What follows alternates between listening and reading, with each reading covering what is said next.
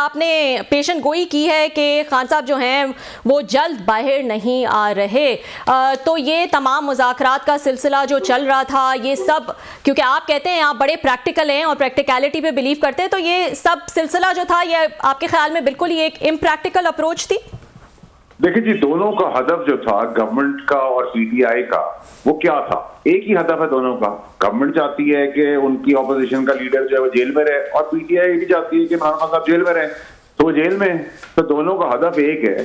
तो जब हदफ को मुकर्रर करने के लिए मुक्का बीच में है, तो फिर मखलूस कौन है और खालिस कौन है और कौन उनका मुखलिस है, ये बड़ी क्लैरिटी से नजर आ रहा है। एक नंबर दो ये कि मैंने आपको पहले बता दिया था, फिर आज आपको बता देता हूँ कि ये कमीशन वमीशन नहीं बनना, यहाँ पैसों का कमीशन का आज तक हिसाब नहीं हुआ, तो ये कमीशन कैसे बनेगा? जब ये कमीशन बनाने की आप बात करेंगे तो वो कहेंगे कि आप 2014 से बनाए, 2014 वाले कहेंगे 2007 से बनाए, 2007 वाले कहेंगे 2003 से बनाए। ये तो ड्रामा हो रहा है ना, नंबर एक। नंबर दो ये कि सब ट्रम्प कार्ड का इंतजार कर रहे हैं, वो भी मायूसी लेके आ रहे हैं के लिए। 15 दिसंबर 2024 को मैंने मुल्क से जाने से पहले आपको कहा था थम जाएगा, और थम गया। और मजीद जहां तक आपने बात की है कि खान साहब की, तो कोई खान साहब जेल से मिलते हुए अभी नजर तो नहीं आ रहे कई महीनों तक। मुश्किलातों के लिए मजीद बढ़ गई है। और मुझे आप बताएं ना, सजा सुनाने के ऊपर पीटीआई ने कौन सा एहतजाज किया है, कौन सा पीटीआई में मायूस हुआ है? सब अंदर से खुश है क्योंकि इमरान खान साहब मफरूजे के तौर पर बाहर आ जाए तो ये सब अपनी अपनी कुर्सी से हट जाएंगे। और किसी ने कोई प्रोटेस्ट नहीं किया। जेल के बाहर को पार्टी के मेंबरान अफसरदा नजरिया सब तैयार होकर आए तो सब कुछ थे। ये प्ले कार्ड बच्चों से लिखवा के वीडियो बनवा के मीडिया में चलवाने से तो काम नहीं होगा। और आज तक पाकिस्तान तहरीक इंसाफ ने इमरान खान साहब के लिए क्या रिलीज की है? ये तो पूरी कौम देख रही है। ना कोई रोडों पे आने को तैयार है, ना कोई तहरीक चलाने को तैयार है, ना कोई सारी चीजें कर रहा है। और पीटीआई एक्चुअली तो देखें, नून लीग की गारंटर और जामिन जो है हुकूमत की, वो पीटीआई है। डे 1 से लेकर सारी तरमीम से लेकर 26 तरमीम से आज के दिन तक वो पार्टी पीटीआई खड़ी हुई है नून लीग के साथ। जब चाहे वो उसकी हमायत करके 2 मिनट के लिए बोल के जाती है कि हम जा रहे हैं एहतजाज करने, फिर अंदर आ जाते हैं। गाड़ियां, पेट्रोल, ट्रेन, फैसिलिटेशन, सब चीजें, घर घोर सब तो ले रहे हैं। और जिसको फॉर्म 47 की गवर्नमेंट कहते थे, उनसे मुज़ाकरात भी शुरू हो गए। फिर प्रोपेगेंडा किया गया कि जी आर्मी चीफ से मुलाकात हो गई है और बातें हो गई हैं। उसके बारे में भी हवा निकल जाती। मैंने उसी रात बता दिया था, जब सुबह फैसला आएगा, वो फैसला भी आ गया। क्यों? प्रोपेगेंडा में तो आप झूठ को बेचने में तो आप पीटीआई का कोई मुकाबला नहीं है। इस पर तो आपको कोई शक्ति होना चाहिए, आपको मेडल देना चाहिए उनको। तो ये जो इन सारी सिचुएशन के अंदर I don't see anything positive coming in for Khan साहब।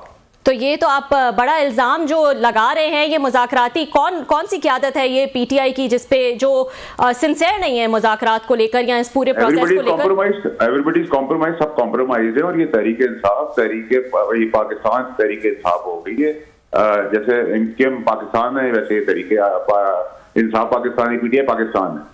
जो एक्चुअल पीटीआई थी वो तो हस्ती में है ही नहीं। अगर आप मुझे गौर साहब की बात करें, आप मुझे अली मोहम्मद खान की बात करें, बैरिस्टर साहब की बात करें, आप मुझसे यूसुफ रई की बात करें, आप मुझसे मरवत की बात करें, आप मुझसे बहुत, ये सारे अच्छे चेहरे, शिबली फराज की बात करें, अच्छे चेहरे, ये नहीं चाहते इमरान खान के खिलाफ। लेकिन जो नेगोशिएटर हैं, जो बेनिफिशरीज हैं, वो तो वजीर आला की कुर्सी भी इस्तेमाल कर रहे हैं, मिनिस्टर्स भी बने हुए हैं, मैंने एमपीएस भी हैं, सेनेटर्स भी हैं, सारे मजे भी लूट रहे हैं, पैसे भी कमा रहे हैं। और फिर हम दहशतगर्दी के अगेंस्ट ऑपरेशन भी कर रहे हैं केपीके के अंदर टारगेटेड, जो हमारी वक्त की जरूरत है और बड़ी कामयाबी भी हमें मिल रही है। लेकिन उसी वक्त दहशतगर्द अमीन घटनापुर वहां बैठे हुए हैं, उनके ऊपर पर्चे कटे हुए हैं। उन्होंने रियासती दहशतगर्दी की, उन्होंने सियासी दहशतगर्दी की, उन्होंने जमहूरी दहशतगर्दी की, उन्होंने वसाइल पाकिस्तान के ऊपर चढ़ाई करने के लिए इस्तेमाल किए हैं। पर उनको क्योंकि हम हाथ नहीं लगा सकते क्योंकि जमहूरियत का हुस्न है और आप सबको जमहूरियत बहुत पसंद है, तो वो सीएम है, उनको हाथ नहीं लगा सकते। दूसरा जो करप्शन की है वो पुराने पीएम ने की है, तो उनको एग्जीक्यूटिव ऑर्डर से माफ कर दें। नए पीएम जो हैं वो मुल्क से बाहर चले जाते हैं हेल्थ की वजह से। फिर ड्रामा तो जमहूरी चलता रहता है, तो इसको सब एंजॉय करें आप। ठीक जी, बहुत शुक्रिया आपका, आपने हमें ज्वाइन किया सर। अच्छा, आप एक बात बार बार कहते हैं जो हम सुनते रहते हैं कि आप जब 15 को जा रहे थे, 15 जनवरी को पाकिस्तान से बाहर जा रहे थे कुछ दिनों के लिए, तो आप कह के गए थे जनाब ये ट्रम्प कार्ड जो है ये न्यूट्रलाइज हो जाएगा, और वाकई हमें लग रहा है अब तक कि न्यूट्रलाइज हुआ है। लेकिन आपने ये राज बताया नहीं है कि कैसे ये न्यूट्रलाइज हुआ। अचानक ट्वीट्स आ रहे थे, दबाव आ रहे थे, इधर उधर से सुन रहे थे, सोशल मीडिया पे सब कुछ। तो क्या हुआ सर, ये स्टोरी आज बता ही दें कि व्हाट हैपेंड, मतलब पूरी कौम जानना चाहती है सर। देखिए रऊफ साहब, मेरी बात सुने सर, मेरी गुजारिश ये है सर कि देखिए ना नवाज शरीफ साहब वाली ना इमरान खान साहब वाली गलती कर रहे हैं शहबाज शरीफ साहब कि मुझे काम आता नहीं है, मैं करने भी नहीं दूंगा। वो फिगर हेड है, प्राइम मिनिस्टर की कुर्सी पे बैठे हुए हैं, ठीक है, वो पॉलिटिकल हेड भी हैं, और इस टीम का जो मेन खिलाड़ी है पाकिस्तान के लिए, जो गोल कर रहा है और रोनाल्डो का किरदार अदा कर रहा है, वो आर्मी चीफ है। किसी को अच्छा लगे, किसी को बुरा लगे, डॉलर उन्होंने कंट्रोल कर लिया, इंटरेस्ट नीचे आ गया, करंट अकाउंट डेफिसिट बिलियन में ऊपर चला गया है, एक्सपोर्ट बढ़ रही है, अच्छी खबरें आ रही हैं, बैकडोर फॉरेन पॉलिसी काम कर रही है, अब पाकिस्तान में इन्वेस्टमेंट्स आ रही हैं, पाकिस्तान में जो ट्रम्प कार्ड है वो पाकिस्तान के लिए बेहतरी सारा हवाएं लेके आ रहा है। तो गिव हिम द क्रेडिट और अप्रिशिएट करेंगे। उनके ऊपर पीएम साहब जो हैं वो मेडल ले रहे हैं, आप भी ले रहे हैं, मैं भी ले रहा हूँ, पाकिस्तान का भला हो रहा है, सिंपल एज दैट। अच्छा, आपने अंदर की बात अभी भी नहीं बताई, कुल मेरा ख्याल है आपने सेव की हुई है, बहरहाल वो किसी दिन मेरा ख्याल शायद बताएं आप। आपने भी प्राइम मिनिस्टर साहब की बात की सर, लास्ट वीक आप एक बात कह रहे थे और आज एग्जैक्टली वही दिन है। आपने कहा था कि 22 तारीख को इस हुकूमत का बहुत बड़ा कोई स्कैंडल आ रहा है और इसमें अर्थ शेकिंग किस्म की चीज़ें होने वाली हैं। आज सर 22 हो गई है तो वो स्कैंडल आया नहीं है जो हुकूमत का आना था। आपकी पिशीन को गलत साबित होती नहीं है, अभी भी 2 घंटे पड़े हुए हैं सर उसमें, उसके खत्म होने में। सर आपने आज का न्यूज़ फॉलो नहीं की सर? कायमा कमेटी के इजलास के अंदर वो भांडा फूट गया, करप्शन का बाजार था, टेलर मेड कॉन्ट्रैक्ट था, एफबीआर की करप्शन की दास्तान है, 384 बिलियन एफबीआर ने अपना हदफ मौसूल नहीं किया, उसके ऊपर उनको हम नलायकी के ऊपर, ना काम करने के ऊपर, इनकॉम्पिटेंस के ऊपर 6-7 बिलियन की गाड़ी दिला दें, उसमें करोड़ों रुपए की फरेब और चोरी दिखा दें और उसको रोकने के लिए कोई जवाब ना हो, कागजात देने में नाकाम रही है और वो कागजात वेरीफाई से निकल के सबके सामने आ गए हों और गवर्नमेंट के मेंबरान और सारी ऑपोजिशन और पूरी गवर्नमेंट के लोग उसको सपोर्ट कर रहे हो कि मैं ठीक कर रहा हूँ और इसको रोकना चाहिए और लेटर इश्यू हो जाए कायमा कमेटी से कि इसको फौरन पुल आउट किया जाए। वो टेलर मेड कॉन्ट्रैक्ट था कि रऊफ साहब 10 बजे शो करेंगे, बदम वाले का नाम होगा, रबी उनके साथ होगी, तो वो तो अंडरस्टूड था कि उनको कॉन्ट्रैक्ट मिलना है। तो वो कॉन्ट्रैक्ट की जल्दी भी इतनी थी कि 10 तारीख को एक लेटर आ रहा है, उसी 10 तारीख को परचेज ऑर्डर जा रहा है, फाइनेंस मिनिस्ट्री को दबाया जा रहा है कि पेमेंट कर दो। इतनी जल्दी तेजी, और ना तो एफबीआर उसका कोई मुतमईन करने का जवाब दे सकी, ना फाइनेंस मिनिस्ट्री की तरफ से जो रैप आए हुए थे वो बता सके, बल्कि फाइनेंस मिनिस्ट्री को अप्रिशिएट करता हूँ, उन्होंने कहा ठीक काम करें, आप ऑर्डर जारी करें। तो मैंने तो कहा प्राइम मिनिस्टर को भी लिखे लेटर, जाना पड़ा तो जाएंगे, पाकिस्तान में डाका नहीं डालने देंगे, किसी बाप का मुल्क नहीं है। यही काम हमारी गवर्नमेंट ने एसआरओ का किया था तो नौशा भी खड़ा हुआ था, 190 बिलियन का भी खड़ा हुआ था। तो हम तो लड़ेंगे सर पाकिस्तान के लिए। अगर अकलमंद पॉलिटिशियन होता, इंटेलिजेंट होता तो ये काम होने देता और फिर गवर्नमेंट को रगड़ता। लेकिन क्योंकि चीफ ने और SIFC के प्लेटफॉर्म से हमने पाकिस्तान को पहले रखना है, पॉलिटिक्स को बाद में रखना है, तो मुल्क के खजाने को बचाना था, हमने तो अपना काम कर दिया है। अगर नहीं हुआ फिर हम नैप जाएंगे। आपका इशारा है इस स्कैंडल की तरफ था जो पहले भी रिपोर्ट हुआ था, एक तरह के 1000 गाड़ियां ले रहे थे यहाँ पे एफबीआर वाले। आज मेरा ख्याल सेनेट की फाइनेंस कमेटी में आप भी मौजूद थे, जो हमने अभी आपसे बात करनी थी, आपने खुद ही उस पे बात कह दी है। तो इसकी क्या रीजनिंग दी सर उन्होंने एफबीआर वालों ने कि हम क्यों खरीद रहे थे 1000 गाड़ियां? और सर उन्होंने ये कहा कि हम ये गाड़ियां इसलिए खरीद रहे हैं कि हमें रिकवरी में आसानी होगी। तो मैंने उनसे कहा कि आप 384 अरब की जगह करप्शन समेत ये गाड़ियां खरीद रहे हैं महंगे दामों, और एक टेलर मेड कॉन्ट्रैक्ट है कि इस रंग की, इस आदमी की, इस शख्सियत को ही मिलेगा कॉन्ट्रैक्ट और वो एंड में वो आदमी आ जाता है। तो मैं आपको चोरी समेत 6 बिलियन के बजाय और कौमी खजाने को जो नुकसान होना है करोड़ों अरब रुपए का, उसके अलावा 20 अरब की गाड़ियों के लिए प्रपोज कर देगी कमेटी, अगर आप मुझे लिख के दे दें कि हदफ का सिर्फ 25% आप वसूल करके देंगे। तो जवाब आया हम कोशिश कर सकते हैं, कंफर्म नहीं कर सकते। 25% तो यानी कि नाकामी, इनकॉम्पिटेंस, नो रिकवरी में चोरी भी होने दें, अवार्ड भी दें, रिवॉर्ड भी दें। तो सर ये पाकिस्तान बदल चुका है, ना हमने उस वक्त होने दिया था ना आज होने देंगे। आपका क्या ख्याल, इसके पीछे कौन था सर? ये जो सारी इतनी बड़ी जो आप कह रहे हैं वारदात हो रही थी, टेलर मेड कॉन्ट्रैक्ट था, एक मखसूस पार्टी को किया जाए, कुछ लोग तो होंगे ना इसके पीछे। तो आपकी रीडिंग इंफॉर्मेशन है ना रऊफ साहब, जो मेरे पास कागजात है ना सर, वो उन्हीं की फाइल की हैं। ये करोड़ों रुपए का जो हिसाब किताब बताया वो उन्हीं की फाइलों से निकाल कर किया है, उसका भी कोई जवाब नहीं है। और अगर मैं एक जगह का हेड हूँ और मेरे नीचे ये काम हो गया, मैं नेक, फरिश्ता, ईमानदार, आसमान से उतरा हुआ आदमी हूँ, तब भी वो जिम्मेदारी मेरे पे आती है। तो सबसे पहली जिम्मेदारी तो है कि कैबिनेट ने अप्रूव किया, कैबिनेट ने ये तो नहीं कहा होगा चोरी किया रहे, लेकिन कैबिनेट से इतनी बड़ी नेग्लिजेंस हो गई। चले मैं मानता हूँ कि जो इनिशिएट करता है उसको कहानी करनी आती है, हमारे द्वार में भी प्रेजेंटेशन ऐसी ही होती थी, लेकिन इतनी टेलर मेड हो गई, चले मिस्टेक हो गई, कोई बात नहीं, आप आगे बढ़ जाएं। इतनी जल्दी की गई, फिर हमने वार्निंग दी, मैंने वजीरों को फोन किया, कमेटी के चेयरमैन ने वजीरों को फोन किया, कहा इसको रोक ले, हम पॉइंट स्कोर नहीं करना चाहते आज से पहले, 22 से पहले। उन्होंने कहा हमारे बस में कुछ नहीं। तो फिर हमने कहा जो हमारे बस में हम वो तो करेंगे, तो हमने कर दिया। तो अब रोक दिया गया है, कंट्रैक्ट ये स्टॉप हो गया है? सर मुझे नहीं पता, कुछ इतलात हैं कि ऐसी हैं, क्योंकि हम प्राइम मिनिस्टर को लिख रहे हैं और हम अपने घर के लिए तो नहीं कर रहे, पाकिस्तान के लिए कर रहे हैं, और आई एम श्योर जब उनके सामने भी आएगा तो वो भी इतनी ब्लेटेंट बेईमानी, चोरी, इनकॉम्पिटेंस तो नहीं बर्दाश्त करेंगे। और head should roll, it's a criminal negligence, और इसको बिल्कुल प्लान करके किया गया, बड़ी बारीकी से काम किया गया है। और जो चीजें प्रोड्यूस नहीं की वो हमने प्रोड्यूस कर दी, वो भी उन्हीं के डॉक्यूमेंट से। और उसमें उन्होंने हमें जवाब में कहा टेक्निकल कमेटी के पास किया, तो मैंने कहा टेक्निकल कमेटी को घास और बिस्किट का फर्क नहीं पता, गधे और घोड़े का फर्क नहीं पता, तो फिर टेक्निकल कमेटी क्या करेगी? अच्छा सर जी, थोड़ा सा इस पे आते, बड़ी तफसील से आपने रोशनी डाली सर इस पे। हमने मलिक रियाज साहब और जो हमारी इस्टेब्लिशमेंट के दरमियान एक बड़ी बैटल महाभारत लड़ी जा रही है, इसको आप कैसे देखते हैं सर? आज तो कल नायब ने उन पे प्रेस रिलीज जारी की, तो आज वहाँ पे मलिक रियाज साहब ने थ्रेट किया बाकायदा, उन्होंने तो सीधा सीधा उन्होंने फायर किया। उन्होंने कहा आप कि ना मैं ब्लैक मेलिंग में आऊँगा और मेरे पास तो बड़े राज हैं, सीक्रेट हैं, अगर मैंने बताना शुरू किया तो आप लोग जो हैं तो बड़ी मुश्किल हो जाएगी। Sir how do you see that? वो कहते मैं कोई गवाही नहीं दूंगा। मेरा इसमें बड़ा मौका बड़ा क्लियर है सर। जब ये काम मलिक रियाज साहब यहाँ थे तो उस वक्त की अदालती निज़ाम, उस वक्त की एस्टैब्लिशमेंट, उस वक्त के तमाम जितनी उंगलियों में आप पॉलिटिशियन, लीडर्स, पार्टियों के हेड गिनते हैं, वो सब उनके साथ शीर और शक्कर थे, दो जिस्म एक जान थे, ठीक है। और ये क्या मुल्क के अंदर तरीका है कि ये मुल्क से आदमी वक्त से पहले टाइम पे निकल भी जाता है, नंबर एक। नंबर दो ये कि मैं इसीलिए अदालती निज़ाम को बार बार कहता हूँ कि जरूर सोने की जरूरत है कि पहले भुट्टो साहब को फांसी दी, फिर कहा 45 साल बाद भुट्टो साहब की फांसी गलत हो गई, टिकर आ गए, ब्रेकिंग न्यूज चल गई, तो मुझे तो सर भुट्टो साहब जिंदा चाहिए, वापस ले आके दे। अच्छा, उसका कोई जवाब नहीं है। फिर आपने इमरान खान को सादिक अमीन कोर्टों ने कहा, फिर उन्हीं कोर्टों ने उनको क्रिमिनल साबित कर दिया। फिर नवाज शरीफ साहब को पैसे ना लेने पर, लेने पे नहीं, ना लेने पर कोर्टों ने नाअहल कर दिया, डिस्क्वालीफाई कर दिया, और फिर उन्हीं कोर्टों ने उनको अहल कर दिया। तो ये जो गेम है ये जुडिशल सिस्टम की, जब तक ये सीधी नहीं होगी तब तक नहीं होगी। और इसी मलिक रियाज साहब के ही केस में सुप्रीम कोर्ट ने उनसे निगोशिएट कर लिया और उनको 460 बिलियन पे बाइंड कर दिया। उसके किस कैपेसिटी में किया वो आज तक पाकिस्तान में नहीं पता। तो अब मफरूर आदमी या स्कॉन्डर या मुल्क छोड़ा हुआ आदमी तो वापस नहीं आ सकता। जिस मुल्क के साथ की ट्रीटी है, जिस वक्त तक आप कागजात बताएंगे उस वक्त तक वो उस मुल्क से जा चुके होंगे। और ये फैसिलिटेशन कैसे हो गई, क्यों हो गई? ये रोशनी हम जरूर देते हैं किरण की खुशखबरी के आर्मी चीफ बिल्कुल करप्शन के खिलाफ हैं और एक्शन ले रहे हैं, लेकिन एक्शन तो बहरिया के साथ साथ उस टाइम के सारे लीडरान उसके अंदर आते हैं, सारी जुडिशरी के बहुत सारे लोग आते हैं, एस्टैब्लिशमेंट के लोग आते हैं।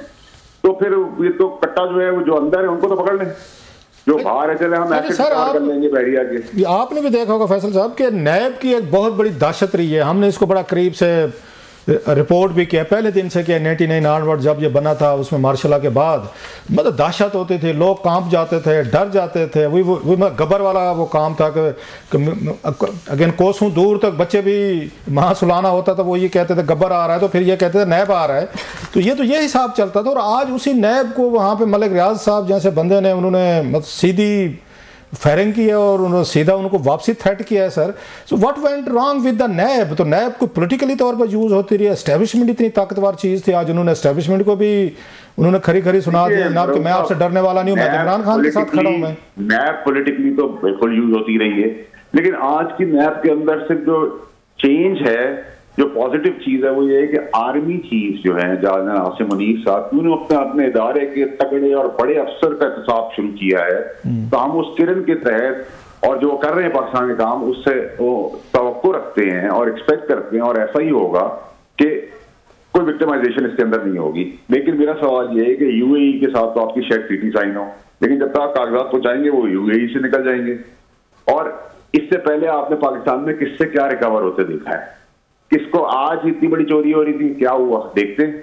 तो ये सब चीजें जो हैं अब वो हम पॉजिटिव वे में देखेंगे। और आज मैं नैब को इसलिए नहीं कहता कि वो कोई बायस्ड है या पॉलिटिकल आर्म ट्विस्टिंग कर रही है, बिकॉज एहतसाब का अमल चीफ ने अपने दायरे से शुरू किया है जो 75 साल की हिस्ट्री में नहीं हुआ। वैसे उनका फैसला कब आ रहा है सर? इनका ये जनरल ये फैज का मिलिट्री ट्रायल जो हो रहा था आज, क्योंकि आपने खान साहब को मिलिट्री ट्रायल की बात की है, तो उनका कब तक मुतवक्किल है सर? कोई अंदर की खबर आपके पास तो होगी यकीनी तौर पर। देखिए रऊफ साहब, आप लोगों को सर थोड़ी जल्दी होती। 45 साल बाद तो हमें ये पता चला था कि भुट्टो साहब की फांसी गलत हुई, तो यहाँ तो 45 साल के 4.5 साल भी नहीं हुए। वक्त से पहले आएगा, मेरिट पे आएगा, कोर्ट मार्शल होंगे, उसका उसको सजा भी होगी और जल्द होगी। ऐसा नहीं कि सालों सालों में वेट करना पड़ेगा, हमारी औलाद को पता चलेगा कि जी ये हुआ था। अच्छा ये बताइएगा सर कि अब मलिक रियाज साहब एक बिजनेसमैन है, एस्टेब्लिशमेंट के बड़े करीब रहे हैं, once he was a king maker. आज उन्होंने कोई कैलकुलेशन तो की होगी ना, एक साइड पे उन्होंने देखा होगा कि अगेन उसमें मिलिट्री है, आपकी पूरी एस्टेब्लिशमेंट है, नैब है, एजेंसीज हैं, FIA है, पूरी हुकूमत है, एक साइड पे ये हैं तराजू में, और दूसरी तराजू में इमरान खान साहब हैं। तो पता ये चला उनके प्रेस रिलीज से कि इमरान खान साहब उनको ज़्यादा वो लग रहे, प्रॉफिटेबल लग रहे हैं, और ये पूरी जो 5-6 महीने ये गिनवाई हैं ये इनको प्रॉफिटेबल नहीं लग रहे। देखिए सर, इस गवर्नमेंट की लीडरान समेत, इमरान खान समेत, दीगर पार्टियां समेत सभी उनसे नवाजे गए हैं, तो इसमें दो राय नहीं होनी चाहिए।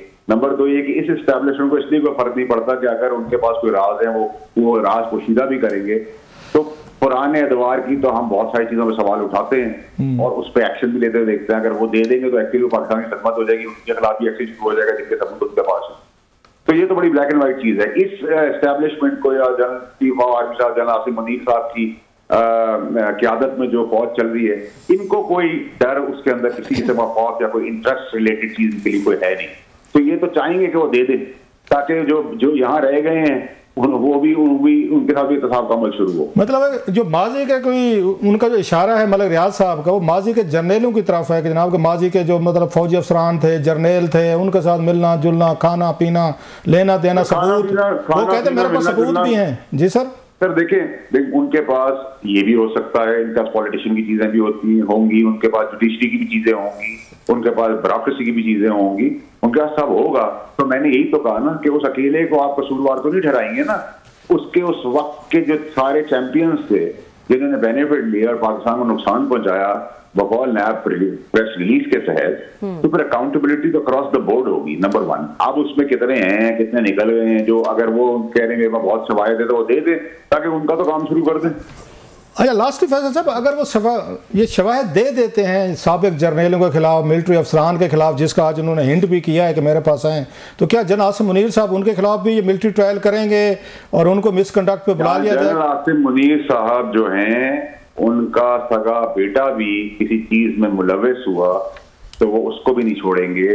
38 साल 36 साल की स्पॉटलेस करियर है, इसमें दो राय नहीं होनी चाहिए। ना उनका कोई इंटरेस्ट है, वो चीफ से आगे कुछ बन नहीं सकते, पैसे में उनका इंटरेस्ट नहीं था। उन्होंने बहुत सारी मुश्किलात भी झेली PTI के दौरान, इमरान खान साहब की ज़ाब्तियां भी झेली। जो काम अच्छा किया था उसको भी करप्शन के खिलाफ आवाज दी थी और सफर किया, वो तो अल्लाह की मदद थी। दुनिया के सारे तो पापड़ तो हो दिए थे, जो हम कर सकते थे पाकिस्तान में दुनियावी तौर पर, कानूनी तौर पर, वो सब कुछ उनके लिए किया। डिवाइन मदद के तहत वो आ गए। तो कोई भी हो, वो किसी को नहीं छोड़ेंगे इन टर्म्स ऑफ अकाउंटेबिलिटी, और स्पेशली अगर उनका अपना इदारा उसमें हो तो उन्होंने वो तो करके आपको दिखा दिया। लेफ्टिनेंट का आपने कभी ख्वाब में भी सोचा होगा कि एस्टैब्लिशमेंट इंतजाम करेगी तो क्रेडिट तो चीफ को जाता है, और जो क्रेडिट पाकिस्तान के लिए वो ला रहे हैं उसे क्रेडिट भी देने में उनको शर्म नहीं आनी चाहिए हम लोगों को।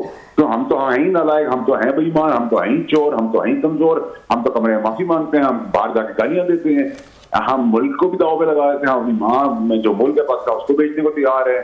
तो हम तो, हमारी कमजोरियां हैं जिसकी वजह से हम भुगत रहे हैं। और पॉलिटिशियन तो जामिन नहीं है पाकिस्तान की सलामती का, ना कोई पॉलिटिशियन जामिन है उसको कोलैप्स करने से, ना उसको जामिन है डिफॉल्ट के लिए। So we have to be very clear, जो इसकी जामिन है तो मुल्क को डिफॉल्ट से बचा रहे हैं और कोलैप्स नहीं होने देंगे कभी भी। वो फौज है तो जिनका क्रेडिट उनको दें, शर्म करने की क्या बात है? अगर अच्छा काम कर रहे हैं रऊफ साहब आप, तो मुझे अगर रेटिंग मिल रही तो मैं कहूंगा जी आप करें, मैं चुप बैठता हूं। जी एक चीज़ फैसल, आपके पास बड़ी खबरें होती हैं आजकल, जो है वो वसवसों की बात हो रही है। शहबाज शरीफ साहब ने भी मेंशन किया था कि वसवसे जो है वो आ रहे हैं। आज हामिद रजा साहब का जो है वो एक ट्वीट था, उन्होंने कहा अगर वसवसे आ रहे हैं तो आने भी चाहिए। हुकूमती सतह पे क्या खबरें हैं? यू थिंक के 1 पेज जो है वो in the near future safe ही है? देखिए जी, वो गवर्नमेंट को बुखार चढ़ा था जब इन्होंने पेशावर का प्रोपेगेंडा PTI ने किया था, तो मैंने उनको भी कहा, गवर्नमेंट को ऑन मीडिया आगे कहा कि पैनाडोल लें, ठंडा पानी पिए, कुछ नहीं है, सुबह बुखार उतर जाएगा, 13 घंटे 20 मिनट बाद फैसला आ जाएगा। तो आपके खिलाफ कोई साजिश नहीं हो रही, number 1। Number 2, as of now तो वो आप उन कंफर्ट शक्ल पे देख रहे हैं, उनको मुस्कुराता हुआ देख रहे हैं। मैंने आपको कहा था वो अब अकड़ जाएंगे, 20 जनवरी के बाद वो अकड़ना शुरू हो गए। और फिर बाद में जाके फिर फ्लेक्सिबिलिटी और फिर जो भी निगोशिएशन जब वो ट्रम्प कार्ड ओपनली खुल के आ जाएगा, मायूसी हो जाएगी। तो अभी तो गवर्नमेंट ने करना भी है नेगोशिएशन में, इन्होंने लेटना भी है, और डील कोई ऑफर नहीं हो रही, जिस ऑफर होगी 5 मिनट के अंदर अंदर इमरान खान साहब उसको ले